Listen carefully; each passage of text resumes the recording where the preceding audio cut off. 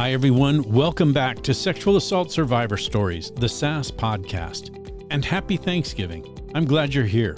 This podcast is dedicated to providing a safe space for victims and survivors to tell their rape or sexual assault experience as a step in their own personal healing journey or in helping others along on their journey. SAS is also devoted to explaining what it means to be trauma-informed and how important it is for each of us to know and understand the critical aspect of treating victims and survivors with a non-blaming attitude of belief, support, and empathy. I'm your host, Dave Markel, coming to you from the Long Valley Studio in Washington, Utah, and this is episode 113. My guest today is Melissa Fairchild, returning for her second episode. Melissa called me just a few days ago to say hi, and the next thing you know, I find myself asking her if she'd be willing to record a follow-up episode with me, and she agreed. You can listen to Melissa's first episode by finding episode 96. She fully agrees with the mission and goals of this podcast, and she's ready to help others by bringing us up to date on what's happening on her healing journey since her last visit. Melissa is helping to bring justice to victims and survivors of rape and sexual assault, as well as to help normalize this type of conversation. There's no doubt in my mind that you will be uplifted and inspired by Melissa's update, and that you'll understand why I think this is such a fantastic Thanksgiving episode. Take a listen, and I'll catch you on the other side. Here's Melissa. Melissa Fairchild, welcome back to the Sexual Assault Survivor Stories podcast. It is so good to have you again. It's a pleasure to be here. Well, this is a follow-up with Melissa. It was kind of impromptu, so I appreciate you being here. It's good to have you back. I love doing these follow-ups and checking in with people and seeing how they're doing. Let's just start there, Melissa. What's been going on? A lot, actually. I feel like just getting my story out there helped me just open up, and I can't even describe the ways. I do know that I've put some things into practice since, but I don't know. My whole life was in a snow globe. I'm going to go with this winter analogy. You have this beautiful snow globe, and it's just, you shake it up, and then there's this flutter of glitter and snow and all the things that come falling down, and it's gorgeous, but you can't see the scene. And so I feel like my life was like that. Everything was shaken, and in its shaken state, I couldn't really see what was happening. And it's as if I was able to get what's been in my head for years just out. And I let the things settle, all of the glitter, all of the snow, all of the junk. And when it did, I'm able to see the picture clearly. It's beautiful and things are okay. And also, everything in the world's not flying around me. So it's peaceful. I feel like that's a bit of what's happened. That's nice. I love that analogy, and hearing you talk about that. That goes to the emotional aspect of it and the feelings that you're having and your worldview. Has there been a change also on the outside? Have you felt anything physically as a result of being on the show that has changed at all? Maybe it has, maybe it hasn't. Yeah. So whenever I was here last time, I believe I had just been in the hospital with some stomach issues. And since then, I am on some medication that's helping me not have those issues, but also I just feel like this calm, this peace that I spoke about is helping in my life. I don't even know. I'm really curious about how the gut and the brain all works together. I think there's some kind of release that triggers each other. I don't know. Absolutely. In fact, that's pretty well documented. Bessel van der Kolk talks about it, but several other predominant experts, doctors, psychologists, psychiatrists talk about that. And it all has to do with hormones. When your brain releases stress hormones or fear hormones, anything that impacts our response to external input, then there's a release of hormones, especially if we're in a trauma situation, those fear hormones. But even just regular stress, or what we would call regular stress, the stress of work, the stress of fighting traffic, the stress of family issues and things that come up, all of that releases the same exact chemicals that trauma does, it's just in smaller amounts. Can impact us physically, especially in the gut. So we get stomach aches, we get irritable bowel issues, we get all kinds of problems that come up as a result of hormones that are floating around in our bloodstream. It affects every cell in our body, quite frankly, but our stomachs are pretty sensitive. So when something happens psychologically or psychophysiologically, we feel it very often in our stomachs. It's Interesting. true. So I was faced with somewhere between 30 and 80% of my colon going to have to be removed because I'd had diverticulitis four times this year. I've been hospitalized twice.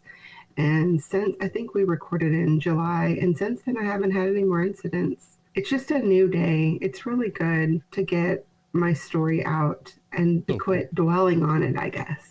I love that. That's so cool. And I appreciate that because that's what this platform is all about, is helping people heal. And it sounds like just having that opportunity to have a platform to tell your story, to get it out there in a safe and accepted and believed way, all that has an impact.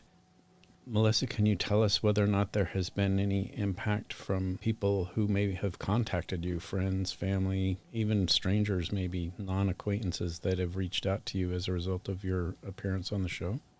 Yes, I had, whenever I was on your show before, I was in therapy. That was fine, but he had sent me to a group therapy within the same practice, some group work that I'd never done before. And I was able to share this podcast that we did together with that group. And it was impactful because those ladies had also had similar traumas or just trauma in general. It was able to help them in a way because they weren't alone. All of a sudden, you're not alone, and it just helps. The impact of community that this podcast has made is amazing to me. It is such, I'll use the word blessing. It's a blessing to me to realize that and to hear about that from not only you, but several other of my listeners who have said that they have connected with each other. They've reached out to each other and started communicating. And that's happening all over the world. It's not just here in the States, but there have been some connections made over in Europe and even down in Australia. Just, it's such an amazing impact. I love doing this. I love hearing about it. It is so great. I have started working at a homeless shelter, so I'm just volunteering a bit. And some of the people there would open up just a little about their story. And this has enabled me, sort of empowered me to be able to say, I get it. And here's also a piece of my story that I can relate, that I can understand what you're talking about because I've had similar feelings. And then just take your words. I'm sorry that you went through this. Nobody deserves this. And specifically, 2 men there had opened up about having some childhood sexual trauma. And I was able to say, me too. Me too. And then that opened up a bigger conversation. I also had somebody that I've been friends with for probably 20 years reach out to me, and I think he half stalks me online, but and I mean that in the best way. He just keeps up with me, That's nice, yeah. And found this through probably searching different people because that's what he does. And he reached out and he said, "Oh my gosh, I haven't told you in the 20 years that I've known you, but this happened whenever I was younger, and it's so refreshing to hear you talk about the trauma and the way that you've worked through it." So he was able to kind of release that just because I was brave enough to say, this happened to me. And that's another aspect of this, is that when people hear your story, other guests' stories, it's inspirational, it's enlightening, and it helps them open up and find words oftentimes that they didn't know how to express. And it is such an impactful opportunity to hear other people's stories that the listeners oftentimes contact me and say, yeah, that happened to me, but I've healed enough where I feel like I'm ready to tell my story. And like you, obviously, where a lot of these guests come from is listening and reaching out. We all heal together. Yeah. I'm so happy to hear you talk this way and be so open about it. What has it done for you in terms of wanting to have a bigger platform and talk about it more? I mentioned that I had been working with the homeless community in my town. Homelessness, or people who are approaching homelessness, have, I think the percent is 25, has risen 25% in the last 3 years in my small town. Wow. And so I work at a place, I think they have 243 beds a night. It's just all walks of life, mental health, physical health, just different people. And I've been able to learn about them, but specifically been able to reach some of the women there because most of them have some sort of sexual trauma in their background. And then associated shame steals confidence, and it steals joy, and it steals peace. and it promotes depression and anxieties and all of these things. Just being able to sit down with some of these women and say, how are you doing? Sometimes they need a coat, and sometimes they need a hug, and sometimes they just need to know that somebody says, you're here, you're alive, I'm glad. Yeah. The calming of that snow globe effect in me has allowed me to be able to reach out, because I'm no longer focused on all that's swirling around me. I can see through, and I can see other people and where they are. I'm also starting to volunteer at a women's home. It's a 6 to 12 month program here in town, and I'm able to work with the ladies there. They all volunteer at a local coffee shop, and it's a beautiful community that some of these ladies had been sleeping in a tent without their kids, with various forms of addiction, this, that, and the other. Some had been, like me, had been trafficked. Some had just various forms of trauma, and I'm able to just sit and love them. And the difference is, I didn't feel loved before. I didn't feel accepted or like I was part of something before, because I felt all the things that I mentioned before, the shame, the depression, the anxiety. And when all these things begin to calm down, I can sit with somebody who, much like I had been, just needs love, just needs to say, you got this. Girl, finish your program. This morning I was at a coffee shop, and I was working, but I was also there, and the girl was volunteering, and she was like, I don't know if I'm going to leave the program or not. I'm like, girl, just finish. You got this. You're halfway done. Your kids need their mama to finish strong. They need this good role model. Like, let's go. That's amazing. So it's beautiful to watch. Yeah, it's beautiful. So empowering. I'm loving hearing all this. What about public speaking? Have you done any of that? Have you told your story to an audience, other than on the podcast, I mean? I haven't. I have reached out to my friend in Oklahoma, who I believe I talked about before in the last podcast. We're trying to work on a little bit of collaboration. I'm not able to go to her next conference. It just happens to collide with something that I have next spring. But I am able to send some business cards and a little bit of swag for her, little swag bags, just to say, if you know anybody in this area that needs mentoring or anything that just needs a cup of coffee with a friend, reach out. So I've been able to do that. That's cool. Yeah. There's possibility. Yeah. There. And that was my next question. If those opportunities arose, would you feel confident and able and wanting to tell your story in a public setting like that, where you've got a live audience sitting right in front of you who really wants to hear your story? Absolutely. Yeah. It would be my pleasure to just open up and connect. It's that connection. So many of us feel lost. So many of us feel broken or alone. I would love to connect with an audience. I think that's a hallmark of sexual assault trauma, is that isolation, that feeling of nobody has experienced what I've experienced. Nobody knows what I'm going through. Nobody knows how this has impacted me. When a lot of that can be true, because everybody's own personal trauma experience is personal and unique to them. But at the same time, as you've just been mentioning, there are so many commonalities among us as survivors of rape and sexual assault, trafficking, childhood sex assault, adult sex assault. All of those issues have aspects of them that are common to every one of us. Right. And what you're talking about is right up that alley of isolation, fear, not wanting to get out among others. It's so empowering and powerful to hear you talk about how that's changed for you. I love hearing that. That's amazing. Thank you for letting me tell my story. It has been good. I mentioned there's some things that I put into practice in my life, and it's truly practicing. Is it okay if I talk about that a little bit? Absolutely. I wish you would. Tell us more about what your thoughts are. Part of it is meditation and prayer, and a lot of people only practice one or the other, and that's fine. I think it's the opposite that drives me, and that is, I find that what we gaze at is where we go, is where our heart goes, what we're fixed on. It's really changing the channel in my brain. So I've specifically stopped focusing so much on my trauma and started looking at things like gratitude, daily practice of gratitude, meditating on what's good in my life, what's going well. I think that's super powerful, whether the listener that's hearing you talk about this is a spiritual person or not, because there's an aspect to that does have some spirituality involved.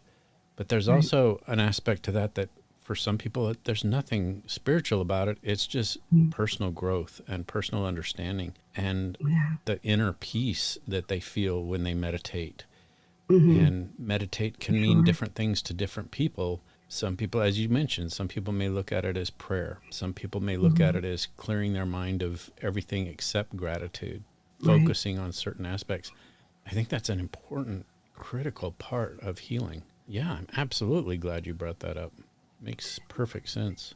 So with gratitude, there's a second part of that and that I've added, and I've heard of a lot of people like having gratitude journals. I know that this is probably a familiar concept, but I wish we would bring the concept of a celebration journal. What am I celebrating? What's my kid doing? What did I wake up with air in my lungs today?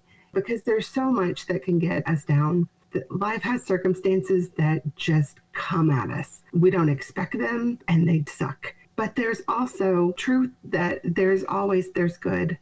There's good. And it's so hard when things are bad to look at the good, but there's always something to celebrate. But only if I remember that there's something to celebrate. I Right. have to tell myself, Melissa, today, what are we celebrating? What are we grateful for? I do that a lot, but like, what are we celebrating today? So that's another practice. The other one is margin, giving myself margin. Some people call this rest or Sabbath, or there's multiple things, but I'm a writer, so I give myself margin, which means just room for the page to breathe, room for me to breathe. That's sort of that calming down of the snow globe, right? Which goes along with simplicity and solitude. And so I find that I've tried to become intentionally quiet. And that is because of the shaking of the snow globe. When things are loud and noisy, I don't have to focus on what I really need to focus on. I don't know why I'm thinking of this, but I used to have an alcohol addiction. Whenever I would drink, I wouldn't think about things. That's also the same, I feel like, when we pick up our phone, when we're always on our phone, we're always engaged with something and we can't be quiet. It's really in quietness where I learn to trust who I am, who has created me, what I am. I'm not focused on what is somebody else's family doing or what kind of car did they just buy or oh my gosh, they just got a promotion or they have 5 grandchildren now, they're married or whatever the thing is. When I'm so focused on other people's stuff, I can't get really quiet. And it's not till I get really quiet where it's really uncomfortable quiet that I really find that I'm growing. I'm growing beyond the trauma. I'm growing beyond that moment of depression because I'm finding who I am and what I'm meant to be. I don't know if any of this is making sense. I think it makes a ton of sense. It is such powerful. I want to use the word testament. I don't know what else to say. It's just when you're in court giving testimony on the stand, that's what it feels like to me, is that you're giving testimony to the truth in your life that has come about since you have learned how to calm yourself, since you've learned how to let gratitude and the celebration have such a central focus in your mindset that it does bring that peace and that calm and focus to really heal. And at the same time, I hear from what you said before how that has inspired you to reach out to others in your volunteer work and just in a sister to sister, brother to brother kind of mentality, Mm-hmm. and even sister to brother and brother to sister mentality that we all should be sharing in, because that's what helps our own healing. When you feel particularly weighed down by trauma and shame and all of the accompanying resulting emotions, one of the best ways to heal from that or to get out of that downward cycle is to reach out to someone else who you know is also feeling some of those same things. Yeah. That's what you do, and that's what you're talking about here. I love it. It makes so much sense. There's 2 more. One is something that I learned. I used to go to a 12-step recovery group. It was faith-based. It was Celebrate Recovery, but I think that the 12 steps are sort of universal. And one of the steps is confession or making amends. And I find that in my trauma recovery, I had to find what my piece was, what my part was in things. And let me clarify. It's not my fault that I was sexually assaulted. It's not my fault that I was raped. It was not my fault that I was abused. It's not my fault that I was abandoned. That's not my fault. But I needed to come to grips with it kind of becomes my fault whenever I hang on to things for way too long, when I don't let them go. And that goes with the last thing, the last practice, which is forgiveness. So when I forgive, not that somebody deserves my forgiveness, I release myself from being bound to them, to that trauma. It's like a chain, I feel. It's like this trauma has me. This moment that I went through has me. But whenever I release it, I don't even know if that's forgiveness, but whenever I find myself saying, okay, Melissa, you know what? It's time to stop. It's time to stop digging at that wound and let's let it heal and let's move forward. And so part of that is I have to figure out in myself what is true of what's my fault.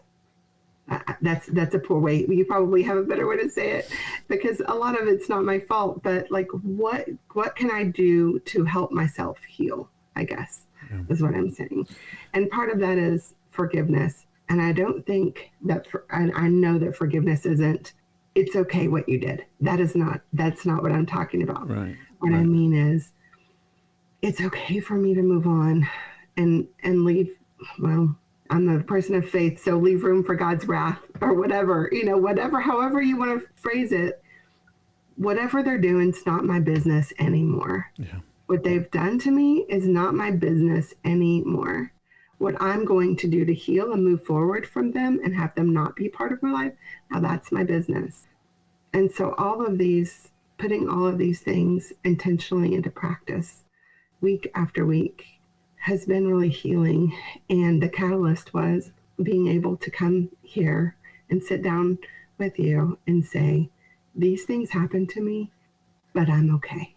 And I'm going to move forward. Wow. Thank you. Powerful, powerful stuff. Thank you.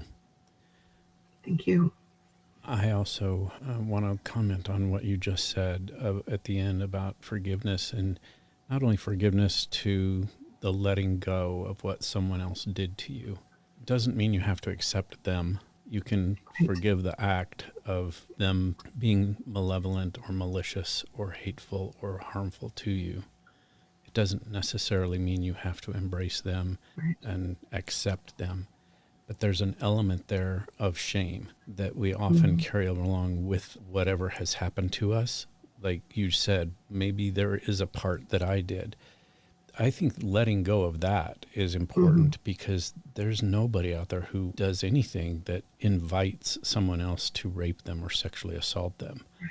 But it's a human response that we do feel responsible for some of that. And the forgiveness of that to ourselves is important in what I call self-compassion. You have to acknowledge that you are worthy of your own self-love and your own acceptance of yourself and what you are as a result of what someone else did to you, and to move forward, like you said, from that moment. I've had several guests talk about how they would never wish anything like this on anyone. Nobody wants anybody else to have this type of experience imposed upon them. Rape, sex assault, interpersonal violence, domestic violence, any of that. But for those of us who've survived it and do find community in it, it provides for these particular women that I'm speaking of, said that it's provided for them a sisterhood. It's a sisterhood they wish none of them were a part of, but that they are super thankful that it exists. And I've even had one particular guest who said, I'm thankful for what happened to me because it made me such a better person. It turned my life around. I would never wish any of this on anyone, and I wish it hadn't happened to me, but I'm thankful for the experience that I've gone through that has put me where I am. I think that is such a powerful outlook. It's powerful. I kind of hear that's what you're saying. I hear that in what you've said. Yeah. What else? I don't know. I'm just grateful. I'm grateful to be in a place where there's peace and joy and love in my life. I'm grateful to be okay. Yeah. Sometimes there are times, speaking for myself, that I didn't think I would ever be okay. And I'm okay. I'm okay. I think you're okay too. Thank you. Melissa, thank you so much for being here with us. This is such a great Thanksgiving episode, just a gratitude, thankful episode. I truly appreciate you being with me and doing it on such short notice. This was amazing. Melissa just reached out to check in on me and to say hi, and we got to chatting, and I said, how would you like to do an episode again and kind of bring everybody up to date on what's going on in your life? Because she had been telling me some of the great things that were going on, and I just thought, man, my audience needs to hear this. So thank you. I'm grateful for your friendship and your podcast and your willingness to share these stories. I'm just truly grateful for you, Dave. Thanks for saying that. Well, we'll stay in touch. We'll check in on each other as we have been, and we'll do this again. Perfect. All right. Thanks, Melissa. Thank you. Have a great Thanksgiving. You too. Bye. Bye. That does it for another episode of Sexual Assault Survivor Stories, the SAS podcast. I can't begin to thank Melissa Fairchild enough for agreeing to do a last-minute recording with me in what turned out to be an amazingly powerful Thanksgiving episode. While it wasn't planned that way, Melissa's perspective of gratitude and celebration for the good in our lives and for the healing perspectives that she brings us has made this a powerful, celebration-filled episode. Thank you again, Melissa. To my audience, I want you to know that I'm full of gratitude and thanksgiving for you and your loyalty in tuning in each week and for spreading the word that this podcast exists. I'm thankful for the part that each one of you has played in making this a successful and healing show, and I'm thankful for each of my guests who've had the courage, fortitude, and strength to share your experiences with us so that the rest of us can benefit from your own healing from rape and sexual assault and help in bringing justice to victims and survivors around the world. Together, we can help diminish the impact of rape culture and lower the prevalence of rape and sexual assault. Join me again next week as I bring you another episode of Sexual Assault Survivor Stories, the SAS podcast. And remember to start by believing when a victim or survivor reaches out to tell their story, because we all know someone whose life has been impacted by rape or sexual assault. Again, have a happy Thanksgiving. We'll see you next week.